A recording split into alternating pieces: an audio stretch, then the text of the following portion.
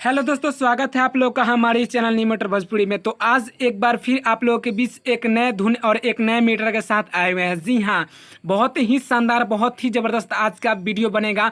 आप लोगों के बीच बहुत ही बढ़िया सॉन्ग लेकर आए हुए हैं। जी हाँ दोस्तों, आपको बता दें कि ये भी देवी गीत सॉन्ग ही है। जी हाँ, ये भी देवी गीत है। आप लोग को बता दी है पहले भी कि अभी जब तक दशहरा का आधा दिन यानी कि पंचमी नहीं बीत जाता तब तक हम देवी गीत ही देते रहेंगे। आप लोग का कमेंट भी बहुत ज़्यादा आया था कि हमें देवी गीत चाहिए। और आपको बता दें कि पंचमी के बाद मेरा क्या बोलते हैं, छठ पूजा का गीत स्टार्ट हो जाएगा। जी हाँ दोस्तों, पंचमी के बाद मेरा छठ पूजा का गीत आना स्टार्ट हो जाएगा। तो अगर आप नए हैं तो हमारे चैनल को सब्सक्राइब कर लें ताकि छठ पूजा में आप मिस ना कर सकें मेरी वीडियो को, और जो भी वीडियो हम चलाएं उसका फ़ायदा सबसे पहले आप उठा सकें। तो चलिए आपको बता दें कि आज का कौन सा ट्रैक है। तो आज का बहुत ही पुराना 2 साल ये ट्रैक का हो गया, जिसको लकी राजा, जी हाँ, इन्हीं का ट्रैक है। बहुत ही बढ़िया सॉन्ग है जो कि सैड सॉन्ग इस पे गाए थे, जिस पे आज हम आप लोग के बीच लेकर आए हुए हैं। जिस ट्रैक का बोल था, दे दे जहर खा के हम मर जाई रे पूजवा हर जाई रे पूजवा हर जाई रे।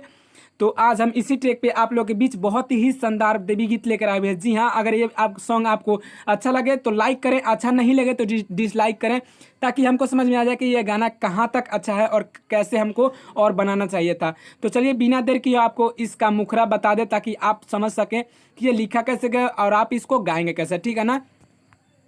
तो ये देखिए, ये इसका मुखरा और आपको बता दें लिखा कैसे गया, ठीक है ना। केहू देखे नाही नजर उठाई, सब बझिनिया कहे माई, हम तो बाझिन कहाई। यहाँ दो है तो इसको दबा गाएंगे। चलिए आगे बताए, आगे लिखा कैसे गया, ठीक है ना।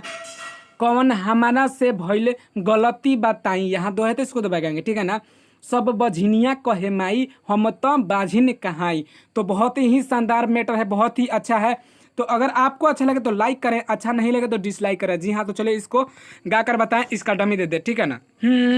केहू देखे नाही नजरी उठाई, सब बझिनिया कहे माई, हम तो बाझिन कहाई हो। केहू देखे नाही नजर उठाई, हाँ सब बझिनिया कहे माई, हम तो बाझिन कहाई हो। कौन हमारा से भइल गलती बताई, कौन हमारा से भइल गलती बताई, सब बझिनिया कहे माई, हम तो बाझिन कहाई हो। तो चलिए इसका अंतरा बता दे, अंतरा लिखा कैसे गया, ठीक है ना। तो ये देखिए, ये है इसका पहला अंतरा और आपको बता दे ये लिखा कैसे गया, ठीक है ना। अपन पराया सबके नजरी में गड़ी, समझ आवे ना का करी। यहाँ दो है तो इसको दोबारा कहेंगे, ठीक है ना। का बा कसूर बोला एमे माँ हमार हो, ठीक है ना। का बा कसूर बोला एमे माँ हमार हो, जिंदगी भइल बा पहाड़ हो, ठीक है ना। नाही खुशी दिहलू तो दिहतू मिटाई। यहाँ दो तो इसको दोबारा कहेंगे, ठीक है ना। आगे होगा, सब बझिनिया कहे माई, हम तो बाझिन कहाई। तो चलिए इसका भी डमी दे दे ताकि आप इसको अच्छा से समझ के गा सके।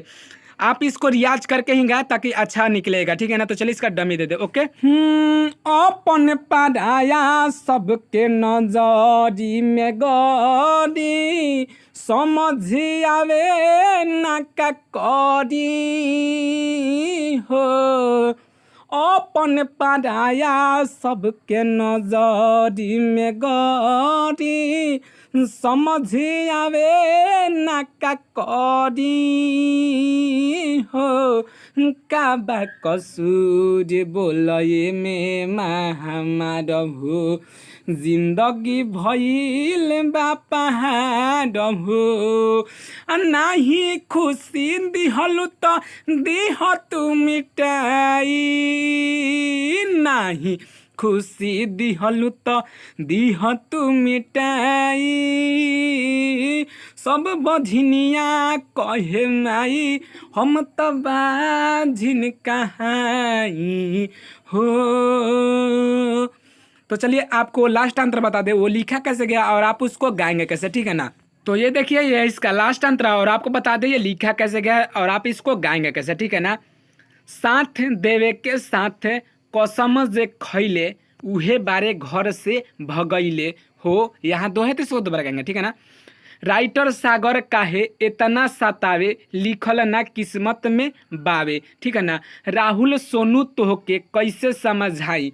यहाँ राहुल सोनू, यहाँ अगर आप गाना चाहते हैं तो अपना नाम डाल सकते हैं, अपना फ्रेंड का भी नाम डाल सकते हैं, ठीक है ना। और आगे होगा सब बझनिया कहे माई हम तो बाझिन कहाई। तो चलिए इसका डमी दे दे, इसको बता दे गा करके ताकि आप इसको अच्छा से गा सके, ठीक है ना।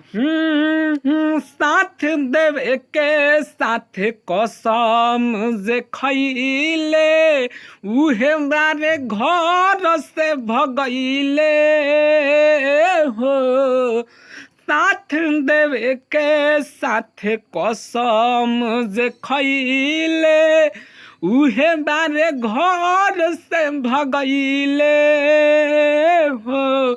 राइटर सागर काहे इतना सतावे लिखल ना किस्मत में बावे।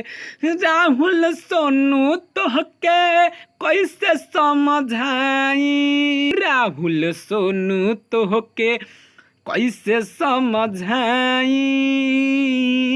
सब बझनिया कहे माई हम तो बाझिन कहाई हो। केहू देखे नहीं नजरी उठाई सब बझनिया कहे माई हम तो बाझिन कहाई हो। तो चलिए यहीं पे मेरा वीडियो समाप्त होता है।